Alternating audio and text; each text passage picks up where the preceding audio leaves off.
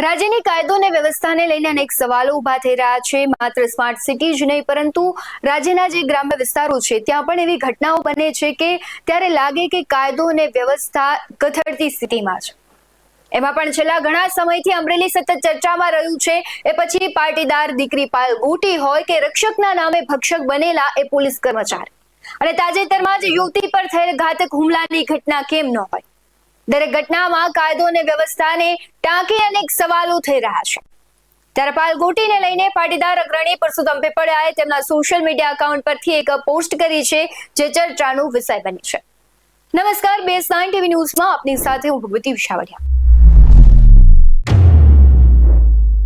પાટીદાર દીકરી પાયલ ગોટીને લઈને હવે પાટીદાર અગ્રણી પરસોત્તમ પીપળિયાએ તેમના સોશિયલ મીડિયા એકાઉન્ટ પરથી એક પોસ્ટ કરી છે, જે ચર્ચાનો વિષય બની છે. પરસોત્તમ પીપળિયાએ તેમની એક પોસ્ટમાં લખ્યું છે કે જ્યાં પ્રભાવશાળી નેતાઓનો દબદબો, ત્યાં ગુંડાઓ બેખૌફ હોય છે. આ સાથે તેમણે લખ્યું છે કે અમરેલીની દીકરીની લાચારી રોવડાવે તેવી છે. પરસોત્તમ પીપળિયાએ તેમની પોસ્ટ થકી અમરેલીના નેતા સામે તીર છોડ્યું હોય તેવી ચર્ચાએ જોર પકડ્યું છે.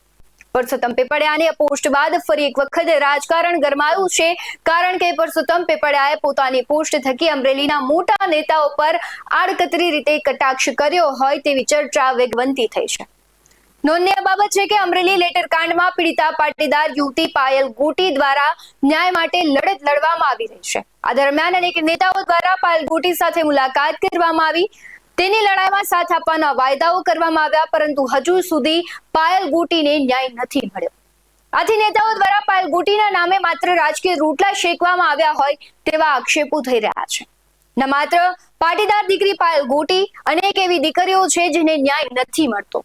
આવી ઘટનાઓએ લોકોને અરીસો બતાવે છે, જે જાહેર મંચ પરથી વિકાસ અને સુરક્ષાના બણગા ફૂંકે છે. આમ તો ગઈકાલે જ અમરેલીમાં 24 વર્ષીય યુવતી પર જીવલેણ હુમલા મામલે પીડિતા યુવતીને હોસ્પિટલમાં મળવા માટે અમરેલી કોંગ્રેસ નેતા જેનીબેન ઠુમર પહોંચ્યા. તેમણે પણ મહિલા સુરક્ષા અંગે સરકાર પર આકરા પ્રહારો કરતા વિચાર વિમર્શ કરવાની વાત કરી હતી. સાથે જ ભૂપેન્દ્ર પટેલની સરકારને ટોણું મારતા તેમણે કહ્યું હતું કે 156 સીટની સરકારને મારી વિનંતી છે કે મહિલાઓની સુરક્ષાની વાતો માત્ર મંચ પરથી નહીં, ગ્રાઉન્ડ પર પણ પગલા ભરવા જોઈએ. આ બધાની વચ્ચે આજે પરસોત્તમ પીપળિયાની આ પોસ્ટ ખૂબ ચર્ચાસ્પદ છે, અને મહત્વની વાત તો એ પણ છે કે હાલ ભાજપ મંત્રીમંડળમાં ફેરફાર કરવાનું વિચારી રહ્યું છે. તેમાં ક્યાંક કૌશિક વેકરિયાનો સમાવેશ કરે તેવી ચર્ચાએ જોર પકડ્યું છે. ત્યારે સીધો જ સવાલ એ ઉદ્ભવે છે કે શું ભાજપ કૌશિક વેકરિયાને મંત્રીમંડળમાં સ્થાન આપશે કે કેમ? અને તેમનું નામ વિવાદોમાં ઘેરાયેલું છે, અને જો તેમને મંત્રીમંડળમાં સ્થાન આપશે તો અનેક સવાલો ઉભા થશે. ચાલો માની પણ લઈએ કે તેમને મંત્રીમંડળમાં સ્થાન મળે છે, તો પછી પાયલ ગોટીને ન્યાય મળશે તેવી શક્યતા ખરી? આવા અનેક સવાલો છે જેનો જવાબ કદાચ મળવો મુશ્કેલ છે. તમને શું લાગી રહ્યું છે? કમેન્ટ બોક્સમાં જરૂરથી જણાવજો. આવા જ વધુ અહેવાલો સાથે ફરી મળતા રહીશું. તમે અમારી YouTube ચેનલને સબસ્ક્રાઇબ કરવાનું, અમને Facebook અને Instagram પર ફોલો કરવાનું ભૂલશો નહીં.